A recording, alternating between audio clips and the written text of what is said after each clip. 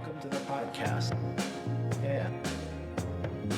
Welcome to the podcast. Welcome to the podcast. Yeah. Welcome to the podcast. Welcome to the podcast. This is Battle at the Big Table. Welcome. We will tell you our name even if you don't want us to. Yeah. With me, as always, are my co-hosts. We're co-hosts. I never thought of that. Yeah, all three tri-hosts. We're tri-hosts. Tri-hostesses. Tri-hostesses. Tri-hosti. I like tri-hosti. Tri-hosti? We're tri-hosti. My brother, from the same mother and father. I'm Onion. Do you want to call yourself Onion? Yeah, fuck it. I don't care. It's what everyone else calls me. Good. I'm Onion. And I'm Cake. We both have layers. I'm Likely. Call me Parfait. I am Pedro. I don't know if I said that. I've lost track of the conversation. Not sure what we're talking about anymore. Actually, today's episode is about Magic the Gathering. Oh, hooray! Which I tapped that. That's high nerd culture right there, Magic the Gathering. It's always high nerd culture when you have to spend a lot of money to do it. The exclusionary nerd items. Oh yeah. You don't. All right, so I think that's like the expectation is that it's going to be really costly, but I don't think you have to spend way too much to be into Magic, as long as you have friends who are also into Magic and are poor like you. Yeah, there's all sorts of things that you can do. Like, first off, don't buy boosters. Yeah, it's gambling. That's a trap. It's a gambling addiction. Buy singles. Always buy singles. Even though you're spending like $1 on a card, that's way better than spending $50 on a bunch of boosters and never getting that card. Okay. We're going to call this the space in which we paused the podcast to have a conversation with whoever just broke in here. Where are you going? Come here. You already ruined the podcast. Wow, wasn't that funny?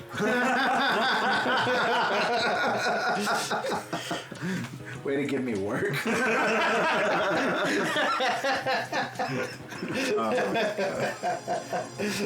I'm all for the suffering of my brother. It's hilarious. It feels like Bill and Ted when they're like, but we're the ones who go back into the past, so as long as we win, we get to go back and make all of this stuff happen. So they're just making a bunch of random things appear. Like the bad guy's like, when I win, I'm going to put up a cage up there. And they're like, when we win, we're going to put guns in the cage. And it's just like, okay, you guys have to go back and do all this. like now. A long list of things. You guys aren't really qualified to be following. But I guess you have time travel and infinite times. Fuck it, let's Remember go. the trash can. Remember the trash can. Yes. Magic the Gathering is Bill and Ted's Excellent Adventure. It is, actually. To be fair, they would have one. A Bill and Ted Magic the Gathering card. Is that going to come out? They're getting there because they did The Walking Dead recently. What? Yeah, they did The Walking Dead. I gotta go buy They it. had Zombies in Strahd. They had specific Innistrad. brands. Like they did a crossover with Godzilla. Oh. Mm-hmm. That was Pedro, we have to go buy all these things now. Yes. We must become poor again. oh god. Become poor again, kid. I don't know if you noticed. We never left poor. God damn it. Sure. It's okay. Because I don't care. I don't care. Money ain't no thing. Yeah. Says all the poor people. Except poor people do need money. All of it. I need all of it. Yeah, but the new set Strix Haven, I was I feel like there would be a Harry Potter crossover, but I haven't seen anything like that. I'm just kind of out of the loop right now. Yeah, but it's Right. You seem to be more in the loop than all of us, so... Well, okay. I'm not a big fan of Joanne getting any money right now. So, Strix Haven, oh yeah. What happened to Joanne? She's a turf. Yeah, not good. Who's Joanne? J.K. Rowling. Oh. That's what the J stands for. Yeah. You know, she's always the way that she goes down hills is always walking. J.K. Rowling. My friend's favorite joke. Such a good one. I hate your friends. We're his friends. I hate them all. So the latest set of is Strix Haven, which is apparently a school for teaching magic, and there's 5 different houses, and that's all I know about it. Cool. Interesting. So it's very Harry Potter, so you'd think the connection would be there. Right, yeah. Probably. Is the houses related to the colors? Oh yeah, always. Okay, good. Yeah, I think this one's an enemy colored set, which means in Magic there are the 5 colors: white, blue, black, red, and green, and they're arranged in a wheel. So colors that are next to each other kind of have things in common, and things that are across from each other on the wheel are considered enemies. They're opposing. So, for example, white and black kind of embody light versus dark, or red versus blue embody thoughts versus action. It's those kind of philosophical elements that compose each color.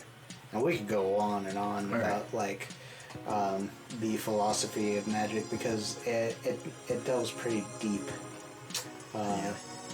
It's weird how simple colors can mean so much. Unless you're into philosophy, then it's pretty shallow. Please don't start quoting Sartre. Oh no. Just getting yelled at by Camus. We get it, okay. This is fine. We're fine. Yeah. Don't you think it's so weird how like you think of certain things as so deep because you're kind of like getting into like the shallow end of the pool and realizing the pool gets deeper as you go, but someone like who builds pools as their thing, like it's like the shallowest thing I've ever seen. What do you And that's nerd culture. Yeah, basically. Well, I think you know, for the most part, everything has their complexity and depth, and it doesn't necessarily take away from other things' complexity and depth. So the very fact, complexity and depth. So the very fact that this is my second language. So the very fact that you know, there is philosophy out there, and there's, you know, a lot of different ways in which you can debate, view, and understand the concepts of light, dark, chaos, order, thought, you know, rashness, and all those different concepts. And there is like a deep level of complexity behind those arguments, and that in Magic there's not necessarily much of a deep level of complexity in arguments in words, but there is a level of complexity in representation in the game itself, and I think it's just different levels of deepness that come about from like the different ways that the two things are presented. Magic goes a little deeper than a BuzzFeed. Which Hogwarts house are you?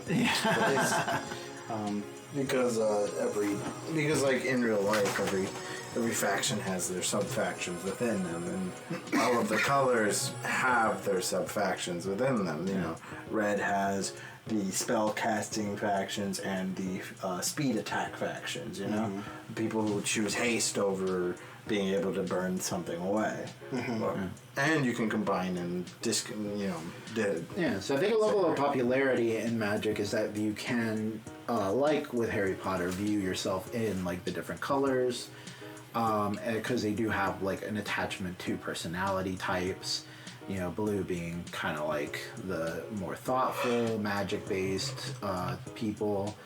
I mean, everything's got spells, but you know. It's Magic the Gathering. But you know, blue has counter spells more than anyone, right, and stuff like that. So it's easy to kind of get absorbed into it, and that's like a big human need. You know, all this like having a group to root for, having like a group that you identify with. That's what's big in sports, where you have like different teams. like the Red Sox versus Madrid. That's a sport, right? Sure. Yeah, sure. Manchester, you.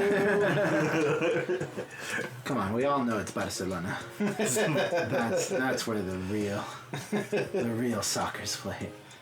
I said soccer. It's the real sports ball. The real sports ball. Sports ball. Ultimate touchdown. But yeah, so there's this fun level of like, you can, if you're more on the nerdy side, you can easily be like, oh, I love blue because it's all the smart people. But the reality of it is that there's more going on. Of course, any real human's going to be a lot more complex and just be like, oh, I one-sided am totally a blue person. Yes, you see, blue is all about tabula rasa. Yes. I often feel like a blank slate. It's like there's nothing there at all. But and to a certain degree, sometimes what your preference, personality-wise, can translate to what you prefer to play, but it doesn't always work that way. You can maybe not be an impulsive person and not, like in daily actions to like move without thinking, but you might prefer the play style of red where there's a lot of like quick movements, get everything done fast, because it's ultimately a game and it's about what you prefer to play. And there is, so that lens over it colors it a little differently. Yeah. For example, like in my day-to-day life, I feel like a white or a green character, but red's probably the color I like to play with most. I just like being able to blow things up.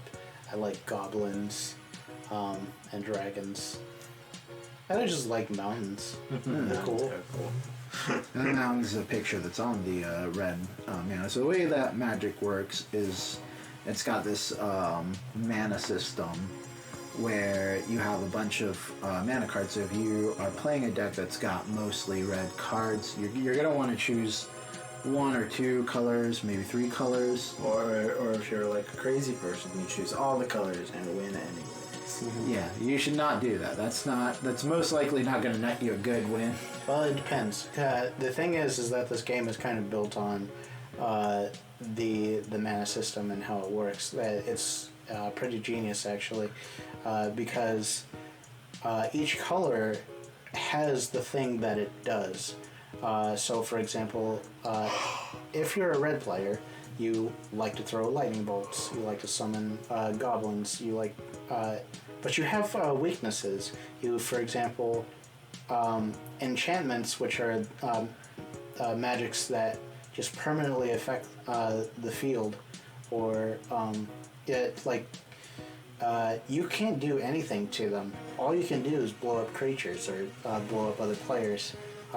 But you can't remove enchantments as a red player. You also have a pretty hard time keeping up the long game because red players tend to run out of steam after a while.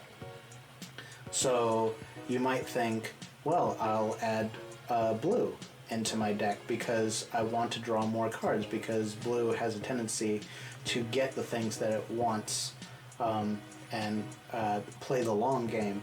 Or you might think, I want to go into green because green has the very large creatures and also can deal with enchantments. Green has a very hard time dealing with creatures, but red does fine with that, unless they're very large, in which green has large creatures to keep up with those. So it's very cool that you can spread yourself out into different colors to gain more abilities, but the bad part is that in order to cast those things, you need the mana base to accommodate that, and the more colors you stretch out to, the less likely you'll run into the mana that you need to cast those cards. So it's pretty ingenious. Yeah. So if you got 5 colors and you draw your first hand and they're all red cards and the only mana you drew is blue mana, Yes. you're not going to be able to play anything. Yeah. So there's a good amount of ways that this game has maintained balance. This game's been around for like older than me, I guess. I'm not entirely certain. 93, I think. 93? Okay, Is when it's it younger than started. I am. I was 3 years old when the game started. But,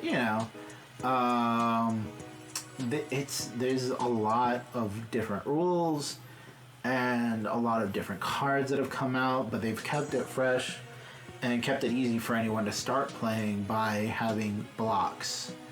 And they use a block system so that if you're going to like a tournament, most tournaments will use the block system so that the only cards that are legal are the ones that have recently been either reprinted in the current block or new cards that are made into the current block.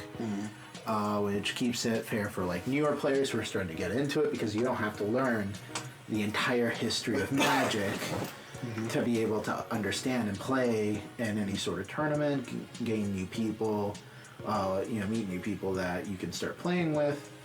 And for the most part, I think I found Magic the Gathering people to be pretty welcoming and inviting. Yeah. There are a few of the snooty old timers who have like impossible to beat decks that love picking off like new players and being like, how about you play me and I do use this horrific construction that Or the ultra competitive gets angry when he's losing, even though both sides are doing just fine. And I'm trying my best. I'm just kidding.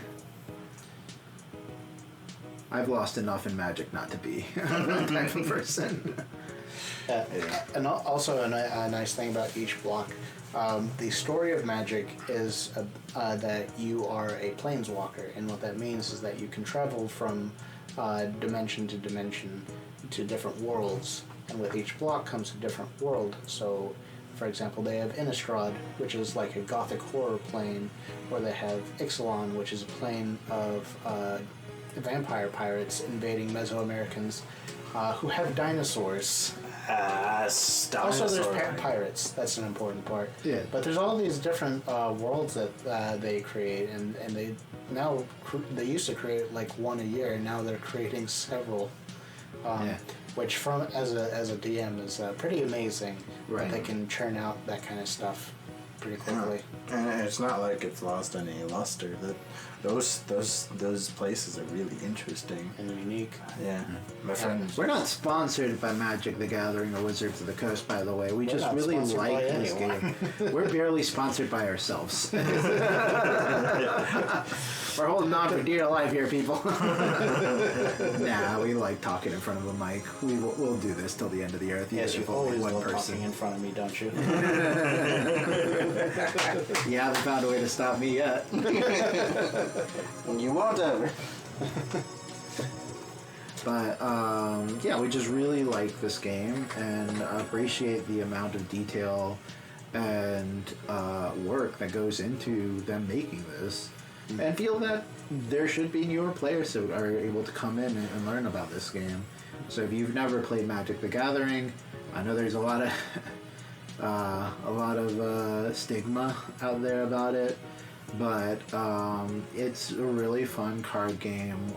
It's not that complicated, and if you find the right people, you don't have to like spend way too much money on it to make yourself a nice little deck. And there are pre-constructed decks that you can buy that are pretty decent. Mike, did you tell me once about a story about how you beat someone who had their mega super deck and you just used a pre-constructed deck? I love doing that.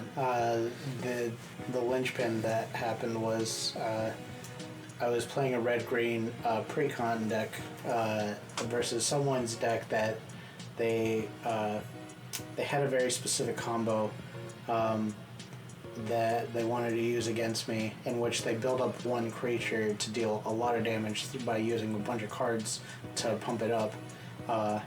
And I almost thought that I had nothing in the deck that could deal with that, because he would make it in a way that I couldn't block it, I couldn't destroy it, and he used all the cards to pump up his creature to kill me in one shot, and I had a very simple green effect called Fog, which says prevent all damage this turn.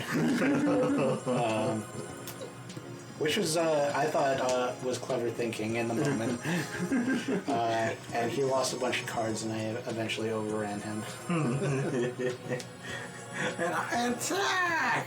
That's something you gotta keep in mind when you're playing Magic the Gathering is that so when you start the game, you start out drawing, 6 cards? Yeah. 7 cards. 7 cards. God damn it. I need more practice. You start out with 6 cards because you mulligan. Shut up!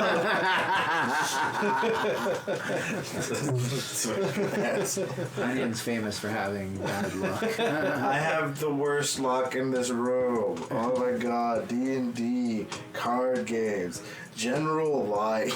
You need to build a coin flip deck. I would lose. That would It be would amazing. actively attack me. Learn the power of luck. I would actually love to see a coin flip deck. That sounds really interesting.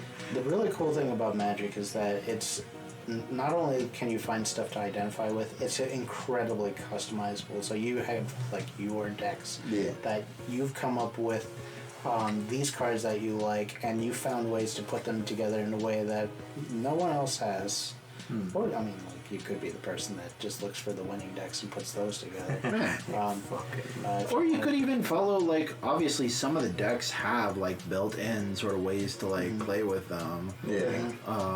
For example, one of the strategies that I built a deck around is they have an enchantment called Triskaidekaphobia, which means the fear of the number 13, and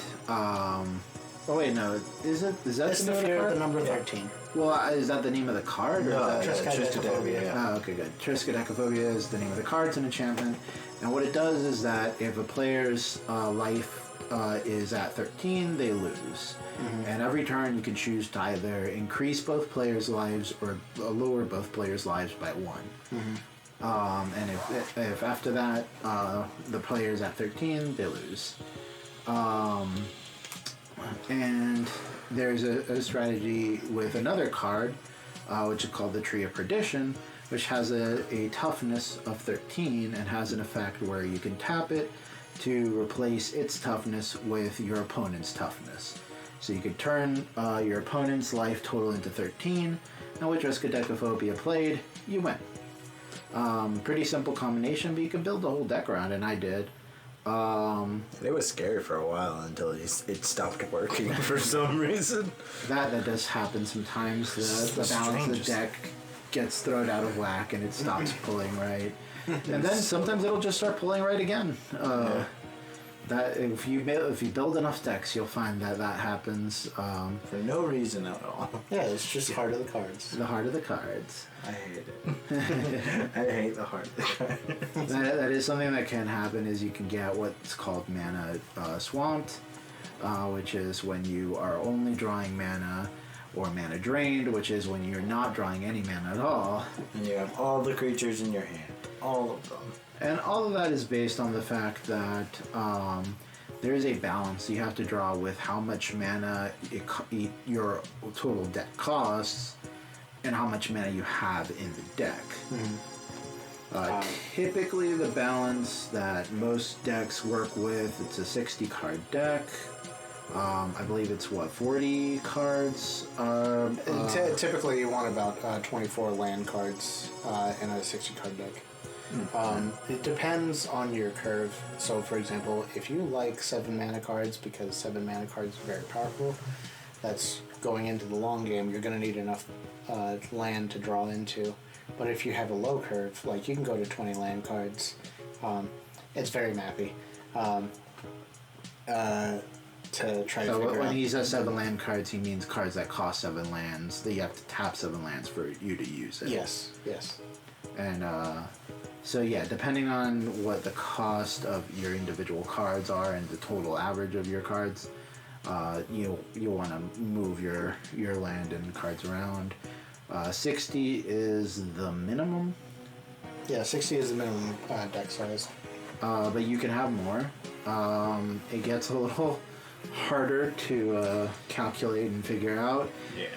But it's not really complicated math, and there are websites you can look up, mana distribution websites that'll, even if you're splitting off into multiple manas, that'll quickly go, okay, you have this many costs and this many cards, you want more or less about this split. Yeah. Some people build decks around a card.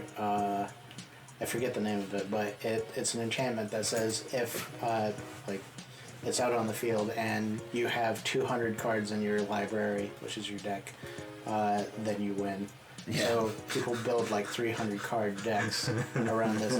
I built a 300 card deck, not based around that one. I built one based off of a card called Zombie Apocalypse, which is based around trying to take as many cards from my deck and putting it into the graveyard or the discard pile, and then casting Zombie Apocalypse, which returns all zombies from my graveyard to the battlefield. Yeah. All at once. Yes, all at once, just all of them. And there are so many different cards and combinations that you can play with. There are basic card styles, or not card styles, deck styles that you can play around with and make different combinations of cards or decks that do these sort of things. For example, there's mill decks, which are based around the idea of making your opponent use up all their cards or have all their cards go into the graveyard, because if you get to the end of your deck and there are no cards left, you lose. If you have no cards and you need to draw, then you lose. Yeah. There are also burn decks. There are instants, a type of card called instant, which instants can do a variety of different things. They're notably used because you can use them on your opponent's turn or on your turn. An instance, some instants can deal damage to either a player or creatures or even planeswalkers. And the idea is that with a burn deck, you can burn out your opponent and attack them. And you start out with 20 health typically, 20 life. So it's games can be quick or slow depending on what type of decks you've built and how quick you are to take down those 20 health. Yeah. All of us have different skill sets when it comes to Magic, and I tend to be decent with just creature base attack. So I'm really good with green and red. Well, my brother is really good with controlling the field, and Mike is the best out of all of us. But he's usually very much about flipping ideas on their heads.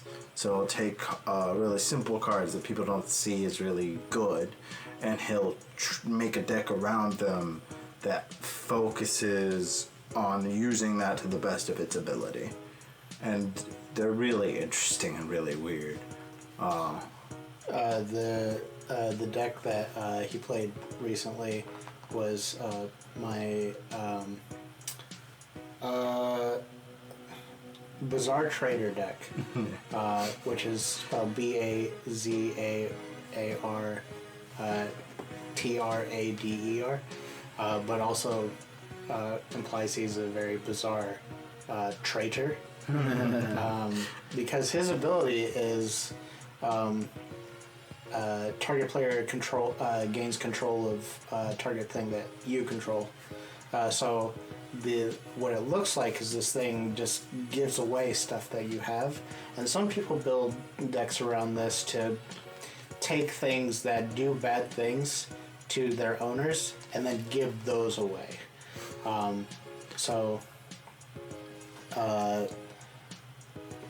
There's like I forget the name of them, not bottle gnomes, but there's one that if at the beginning of your turn it blows up and then deals damage to you.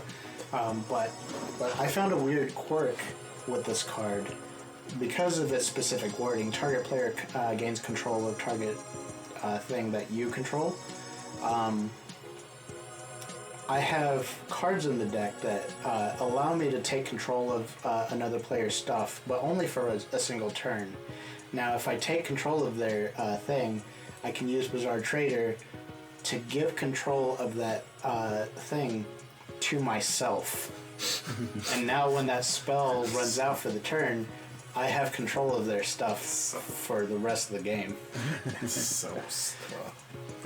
It's legitimately like, when I realized what that did, I was so scared because I'm like, wait, you can just take anything from me? And I was lucky because I was playing against him with a deck that basically uses all of my creatures as cannon fodder, so I don't care if they die, and a lot of them have abilities where at the end of a turn it's dead. Which I always found really interesting. Mm-hmm. Yeah, that's your haste deck. Haste is an ability because when you're playing the game, when you put a creature out for the first time, it enters the field tapped, and what that means is that it cannot attack. It doesn't enter tapped. Oh, I'm sorry, it doesn't enter tapped. But it can't attack. Right, that's something that some cards may have as condition. Summoning sickness. Mm-hmm. Yeah, summoning sickness, that's right. So that means is that it can't attack when you play it, but some cards have haste, which means that they can't attack the first turn. So the idea behind your haste deck, is to just summon creature, attack. If he kills the creature, that's fine. Throw it away. It doesn't matter. Next turn, summon new creature, attack. Basically, the way I thought about it is what is the most straightforward way to kill somebody? And then I realized that most decks take at least 3 turns to set up something of a defense, and if I can kill that thing and get to the person before the 4th turn, I can probably win. Turns out that's a lot harder to say. It's a lot easier said than done, but hey, it's a lot of fun to just throw things at a wall until somebody dies. Mm-hmm. In Magic, we call that goldfishing because you're ignoring everything that your opponent's doing and pretending that they're a goldfish, and as if you're playing against a goldfish. Wait, have I been doing that to people? Aww. But some people play that way, because a deck like yours is very combat centric, which is very interactable. So, not necessarily. But imagine if you were just playing out creatures against someone who's completely helpless. We call it goldfishing. But some players actually do this because they are specifically, for example, a combo player. They don't really care about what you're doing. For example, a player like you who is trying to take their life from 20 to 0. What they're trying to do is not care about what you're doing, but trying to find 2 or 3 specific cards and trying to play them, because whenever they happen to do that, it sets off an infinite combo. For example, you try to do this. One card that says whenever an opponent loses life, you gain life. And then another enchantment that says whenever you gain life and an opponent loses life. And when both of them are on the field, it instantly triggers an infinite loop that they lose life, you gain life, therefore they lose life, therefore you gain life, and until they're dead. They die. I was gonna add that combo into my life gain deck. He does this to people. I never knew it had a name. I just thought it was a thing some people did. He does that. He tried to make a deck. Explain your bug deck. I don't know if the bug deck necessarily counts as that. It's not a bug deck. It's a Docent of Perfection deck. Docent. Yeah. So, and I was actually going to talk about this deck anyways, because I was going to bring up the fact that what I really like about Magic is that, yes, you can go the more complicated route, and if you find that, way of, thinking about a card that gives you that good idea to build the deck, like Mike is really good at doing, yes, you definitely do that and go that route. But you don't have to always like think about cards that way or think about cards that hard, because there's already a lot of built-in ways that cards interact with each other and work with each other. You can easily, like, if you like werewolves, there's werewolves, and they have good interaction with them. They have good ways that they bounce off each other. Yeah. And you'll find very easily, you'll see, like, ways you can build a specific type of werewolf deck. Like, you see cards that are like, oh, these 3 cards kind of interact with each other in this weird way. And you can build on that. For example, my Docent to Perfection deck is a pretty simple design because it's not anything very complicated.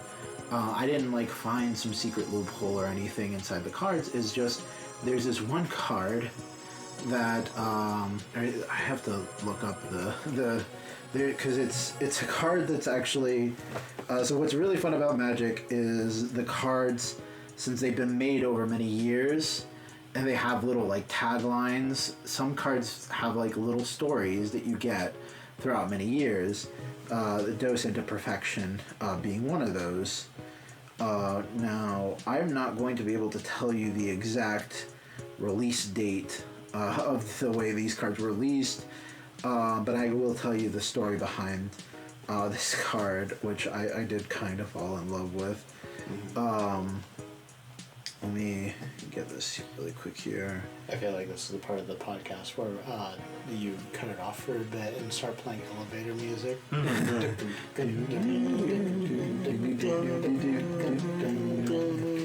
And our story begins in Innistrad. Yes.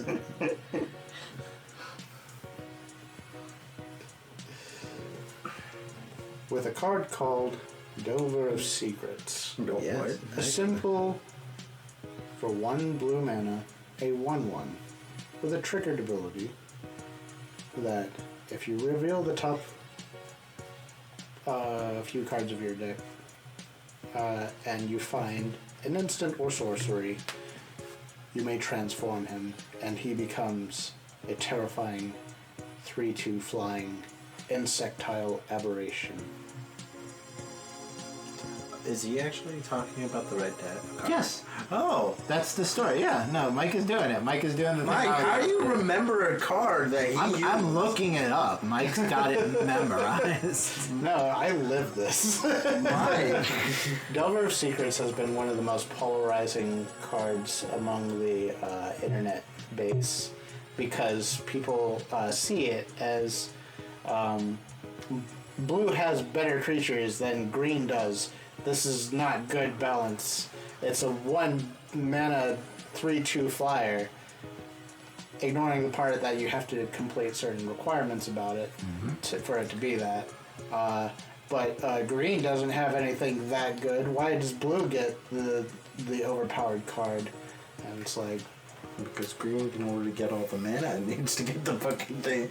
Same thing for way more expensive. it's a fine card, and it was good during its block, but it's like nothing game breaking. It's just it's like the fact that it's a common, it's a 1 mana, and it can turn into such an aggressive card, and people see blue as the color that has the worst creatures. And it's the slowest to build up. But it just turns out that this card is pretty good. Yes. Enough to inspire decks that work with very, very old cards. So in larger formats, there's definitely Delver decks that are built around this card.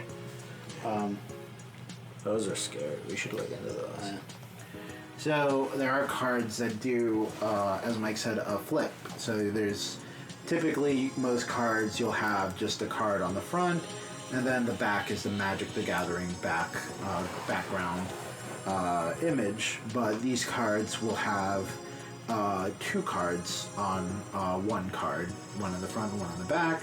And what it is, like Delver of Secrets, which Mike was talking about, he, once conditions are met, can flip and become a different card. Werewolves work in the same way, which is interesting. You know, they start out as humans. Once conditions are met, they flip and turn into werewolves. The interesting thing about werewolves is that the conditions can be unmet, they can flip back. Yeah. That's fun. Which is, great. When it comes to Delver of Secrets, his, as Mike said, condition was that at the beginning of your upkeep, which is at the start of your turn, you can look at the top card of your library and reveal it. If it's an instant or a sorcery, which are pretty strong cards in the blue, then you can flip it, and then it becomes a flying card that's 3/2. Flying cards can go over most cards, which means that you can't be blocked unless the card has reach or is also a flyer, which can be pretty helpful when you're fighting people who don't have reach and they've got a lot of monsters out there. You can still go over those monsters because they can't block you and proceed to attack. Then later, so Mike, you said Delver of Secrets was in Innistrad? In Innistrad. Right, so then at Shadow over Innistrad. Shadows over Innistrad. So I will be able to tell you. Thanks to Mike's encyclopedic knowledge. Just things. I'll be able to tell you that Aberrant Researcher was released, and Aberrant Researcher had the same sort of flip ability, but the difference was Aberrant Research. So Delver of Secrets was a human wizard. It was his creature type. After he does the flip, he becomes a human insect. So Aberrant Researcher is a human insect who has flying. He's actually now become a 4-cost, which is a lot, but it's not it's not a crazy cost. But it's a 3/2 flyer, and at the beginning of your upkeep, you look at the top card of your library, and you put the top card of your library into your graveyard. If it's an instant or sorcery, then you can transform the card into a 5/4 flyer. And the taglines that these cards have is when Delver of Secrets turns into the second form that he has, which is called Insectile Aberration. The tagline says, "Laboratory notes, final entry. Unfortunately, all my test animals have died or escaped, so I shall be the final subject. I feel no fear. This is a monumentous night." So In Innistrad, they were doing a gothic horror thing, so they were doing a lot of horror tropes. They made cards based off of like Dracula and stuff, and this card is obviously a nod to The Fly. fly. Specifically, of course. I don't know if specifically Jeff Goldblum's fly. I mean, he doesn't have a big bulbous head. So. He should have a big bulbous head. Actually, that's just a missed opportunity. Aberrant Researcher is a reference to Superfly. Super. Really? I thought he was more of a super freak. Super freak. So, Aberrant Researcher is the next card, and its tagline is "Metamorphosis is a process," and it has another tagline on the transformed version, which is called Perfected Form, and its tagline is "The final pages of the experiment log were blank. Investigation found it abandoned on a desk in the researcher's lab. Open, the pages flipping in the wind from a shattered window." So, we have him turned into a human insect with 3/2 flying. Then he turns into an insect horror called Perfected Form with 5/4 flying. And then the final card is Docent of Perfection, which the tagline says, "The time had come for him to share his findings." And he is a costly card, 5 cost, blue mana. He's a flyer, 5/4, and whenever you cast an instant or sorcery, you can put a 1/1 blue human wizard token onto the battlefield, and then if you control 3 or more wizards, transform Docent to Perfection. And when you transform Docent to perfection, he has Final Iteration is the name of this transformation. He's become an Eldrazi insect, which Eldrazi is sort of the ancient horrors of this particular block. It's a combination of Galactus and Cthulhu. And he's a flying, and wizards that you control get it +2/+1 and have flying. Whenever you cast an instant or sorcery spell, put a 1/1 blue human wizard creature token onto the battlefield. So what I'm saying, when I brought up these cards, I brought them up because what I was saying is sometimes these decks are pretty simple to make because for Docent to Perfection, it is a costly card, but something that's interesting is that its condition to be met is just that you must, it's good to use a lot of instants or sorceries in this deck, which are really helpful to keep control of the game. And to stop your opponent from doing certain things, and to keep your opponent from taking you down, which are would give him blue human wizard tokens. And the other condition to be able to transform is that you must have 3 or more wizards, but they don't have to be the wizard tokens. So I simply made a deck with a bunch of wizards.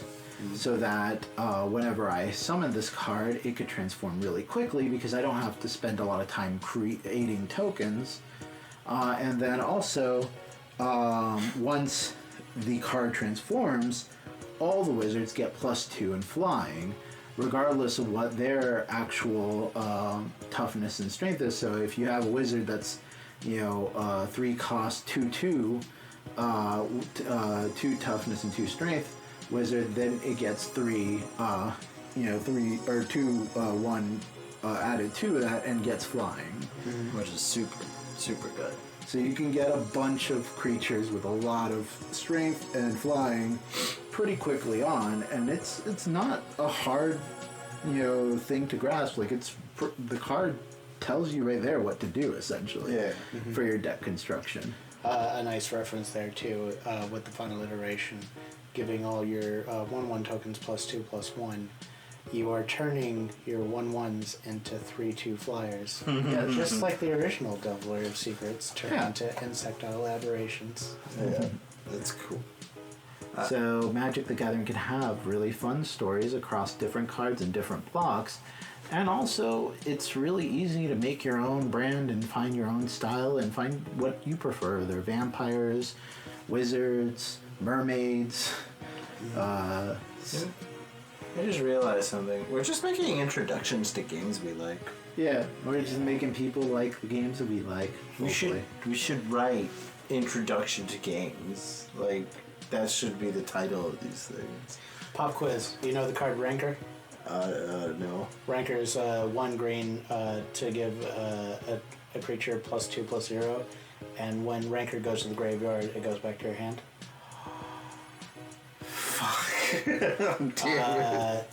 Pop quiz. What's its flavor text? Well, if he doesn't know that. Is it Clever Girl? Nope. Damn it. Hatred outlives the hateful. Which is very nice flavor text. And I feel like that's a good place to end this podcast. Hatred outlives the hateful. Always remember that from your friends here at Battle at the Big Table. Please like, comment, and subscribe if that's a thing you can do on the wherever it is that you're listening to this. And if you don't know this, we do have this on YouTube, and there are also probably other videos that we plan on doing and putting on YouTube. So go to Atomic Station. It's not called Battle at the Big Table because I like to make things complicated. Just like magic. Just like magic. And remember, the whole point of playing a game is to have fun with other people, not to hurt people. Remember, play games, do stuff. Remember, just always hate everyone because hate outlives the hateful. Goodbye.